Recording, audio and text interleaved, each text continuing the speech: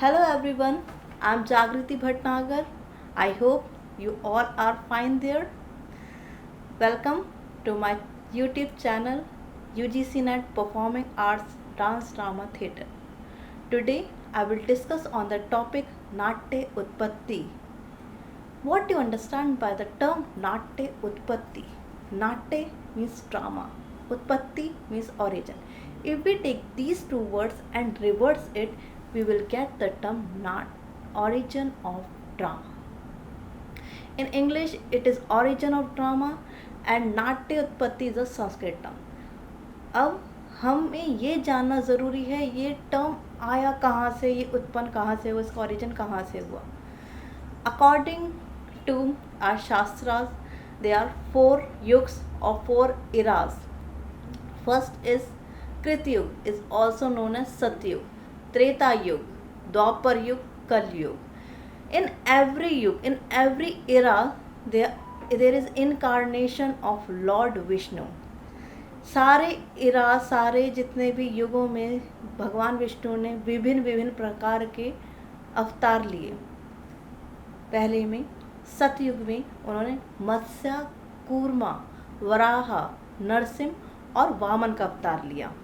दूसरे युग में उन्होंने त्रेता युग में उन्होंने श्री राम जी का अवतार लिया. तीसरे युग द्वापर युग में उन्होंने श्री कृष्ण और बलराम जी का अवतार लिया. और परशुराम जी का अवतार उन्होंने तीनों ही युग में उनका देखा जा सकता है.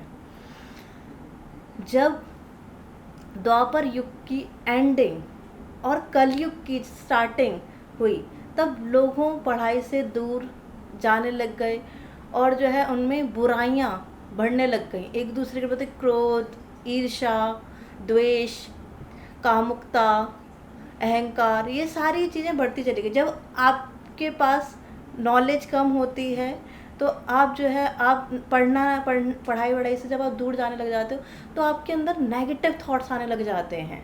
तो जैसा किसी के लोगों के पास काम नहीं होता तो वो क्या करते हैं, एक दूसरे की बुराइयां करते हैं. तो वैसे ही लोगों में बुराइयां बढ़ती जा रही थी. सेक्सुअलिटी, लॉन्गिंगनेस, एंगर, जेलेसी, ये सब बढ़ती जा रही थी. ये सभी चीज़ें हमारे देवताओं ने देखी और वो इंद्र जी के पास गए. उन्होंने इंद्र जी को बताया हमारे जितने भी जो लोग हैं, आम जनता है, वो बुराइयों की ओर जा रही है. तो इंद्रदेव जी सारे देवताओं के साथ ब्रह्मा जी के समक्ष ब्रह्मा जी देव से अनुरोध किया कि आप कुछ ऐसा साधन प्रदान कीजिए जिससे लोग बुराइयों को छोड़कर अच्छाइयों की ओर आए और ऐसा साधन प्राप्त करें, ऐसा टूल या ऐसा टॉय कह सकते हैं प्राप्त कीजिए जिससे लोगों को जो भी पढ़ाई, जो भी चीज़ें हैं जो पढ़ाई की ओर जाएं तो ज्ञान और मनोरंजन दोनों ही उसमें हो, ऐसा आप टूल हमें प्रदान कीजिए. ब्रह्मा देव जी ने कहा मैंने वेदों का निर्माण करा है, लोग उसे पढ़ें, समझें और वो उसकी तरफ जा सकते हैं, अच्छाइयों की ओर जा सकते हैं. और उन्होंने ये सब चीज़ों को समक्ष मना कर दिया. देवताओं ने बोला कि जो वेदों की भाषा है वो सिर्फ ज्ञानी लोग या देवता लोग ही समझ सकते हैं, पढ़ सकते हैं, पर जो बुराइयां हैं वो आम जनता में बढ़ती जा रही हैं. तो आप कुछ ऐसा साधन प्रदान कीजिए जिससे लोग अच्छाइयाँ उनमें डेवलप हों. ब्रह्मा जी ने सहमति देते हुए 4 वेदों का निर्माण किया. पहला वेद है हमारा ऋग्वेद, जिससे पाठ्य आया. पाठ्य में हमारा आता है साहित्य.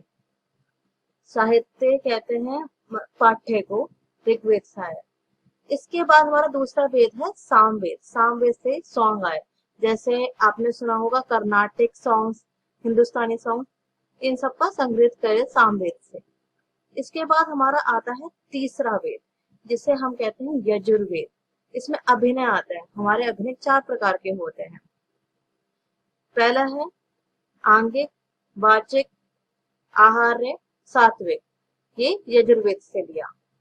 चौथा वेद है हमारा अथर्ववेद. इसमें रस आ जाते हैं। हमारे 8 प्रकार के रस बताए गए हैं, जैसे श्रृंगार रस, हास्य रस, करुण रस, रौद्र रस, भयानक रस, भीभत्स रस, ये सारे रस अथर्ववेद से आ जाते हैं। इन चारों को संग्रहित कर कर ब्रह्मा जी ने 5वां वेद बनाया, जिसे कहते हैं हम नाट्य वेद और नाट्य शास्त्र। यह है नाट्य शास्त्र भरत मुनि का। ये संग्रहित कर कर ब्रह्मा जी ने 5वां वेद बनाया, जिसे कहते हैं हम नाट्य शास्त्र। उन्होंने भरत मुनि जी को चुना और उनसे कहा कि आप इसकी प्रस्तुतिकरण दीजिए। तो भरत मुनि ने अपने 100 पुत्रों को सिखाया और कैलाश पर्वत पर शिव जी के समक्ष प्रस्तुत किया।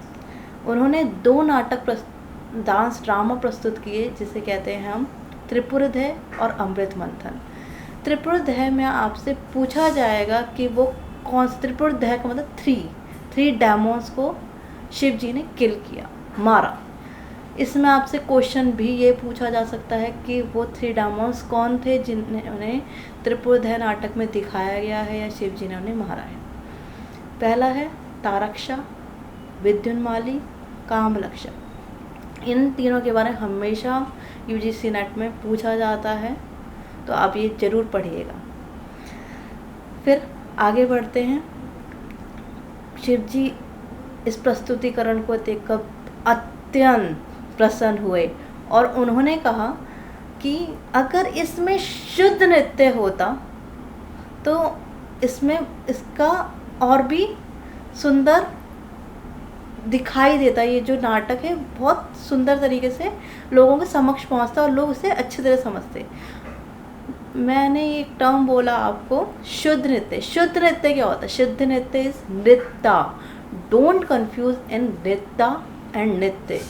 नृत्य means pure dance which comprises of hand movements and legs movement, and nritya means which has अभिनय, रस, भाव। तो शिव जी ने कहा कि आप तांडु के पास जाइए और ये शिक्षा प्रदान कीजिए। भरत मुनि तांडु के पास नृत्य सीखने गए और अपने 100 पुत्रों को सिखाया। उन्होंने भूलोक में इसे प्रचलित किया। तांडु के नाम से आया हुआ नृत्य को जो भूलोक में आया उसे तांडव नृत्य के नाम से कहा जाता है। इसके बाद भगवती पार्वती जी ने अपने कोमल पद चापों से लास्य नृत्य की सिखाया, उषा जी को सिखाया। उषा भानासुर जी की पुत्री थी, उन्हें सिखाया। उषा जी का विवाह कुछ दिनों बाद श्री कृष्ण के प्रपौत्र अनिरुद्ध से हुआ। जब वो द्वारका पहुंची, उन्होंने सारी गोपियों को लोक प्रसिद्ध कर दिया।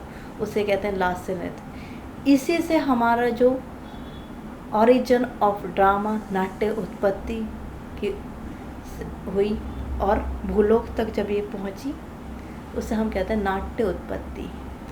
हमारा नाट्य शास्त्र 200 से 400 ईसा पूर्व की में इसकी रचना हुई है।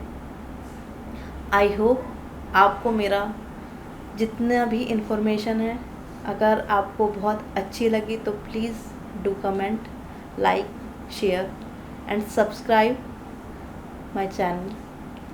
And if you want the notes in English, so please mail in my Nitya Dharohar Academy page. I will give you the details of payment and you can get the PDF of this notes. Thank you so much. धन्यवाद। अब हम अपनी अगली video में मिलेंगे।